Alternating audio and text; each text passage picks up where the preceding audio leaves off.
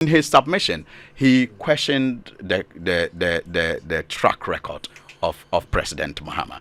And if you look at our manifesto, in fact, the opening pages of our manifesto addresses that. It talks about the track record of President Mahama. It talks about the fact that when the NDC was leaving power, the NDC left a debt to GDP ratio of 55.6%. What did they come to meet?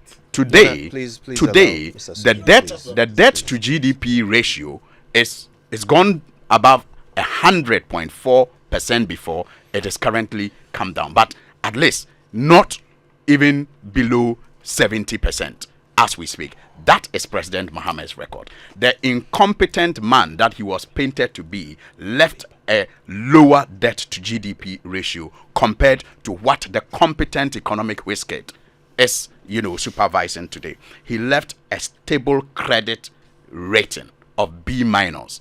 B minus that was heavily criticized by the, economic wizard, and for which reason the people of Ghana gave them the mandate to improve that credit rating. Kojo, today our credit rating is junk status, and you know that as a fact. The record of President Mahama is that he left a lower budget deficit of about 6.1%. Today we are talking about double digit, budget, deficit. He left a declining inflation rate.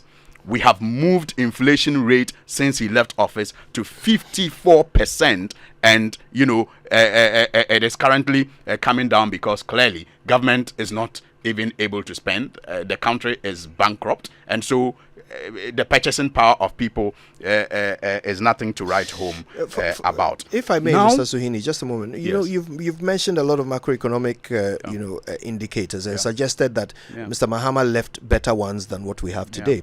But let's not forget that Mr. Mahama was still voted out because these numbers were not good enough for the people of Ghana. So if we are now having worse numbers, that doesn't suddenly make his performance good, does it?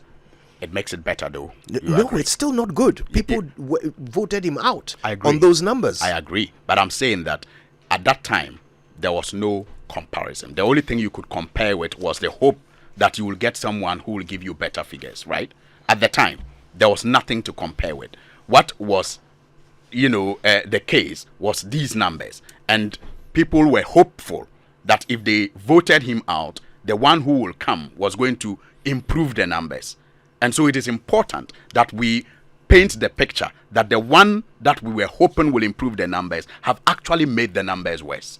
And somehow it is the same person who has made these numbers worse who wants us to continue with him so that he can upgrade our suffering and upgrade our, hardship and upgrade our level of unemployment.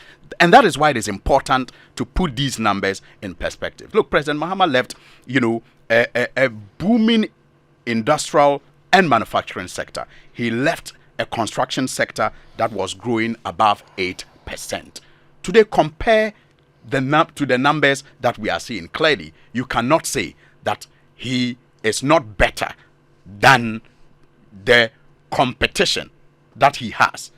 Indeed, as an alternative, he is better than the situation that we have today. And you see, for me, what was even interesting about all this, Kojo, was the fact that after all of these figures, he was still mindful to ensure that he provided strategic buffers for this country to fall on in difficult times. So, for example, you had the Ghana Infrastructure Fund that was set up under his presidency with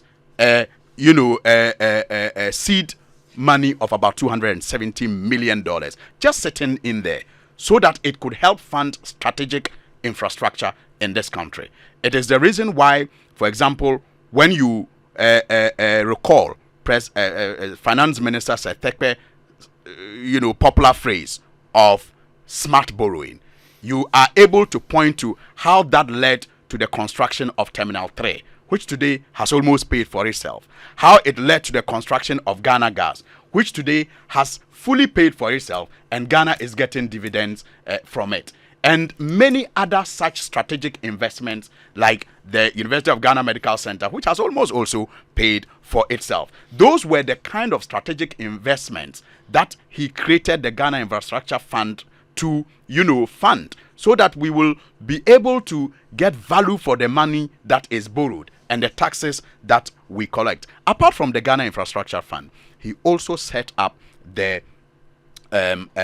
sinking fund with about $300 million in it, the stabilization fund. And remember how useful those became, especially during COVID, when we had to fall on those ones as our first line of action to solve the problem. Today, could you fathom a situation where Ghana is hit with another crisis? This government have eaten everything and is unable to even pay for the debts that they owe, let alone, save anything for the future. And that is why the NDC in the manifesto is talking about stabilizing the economy first of all, eliminating the draconian taxes that have increased hardships in this country, and also seeking to ensure that, for example, for our students that will be going to tertiary institutions, there will be free admission fees for them, so that we can bring about the manpower development. We'll talk about that in particular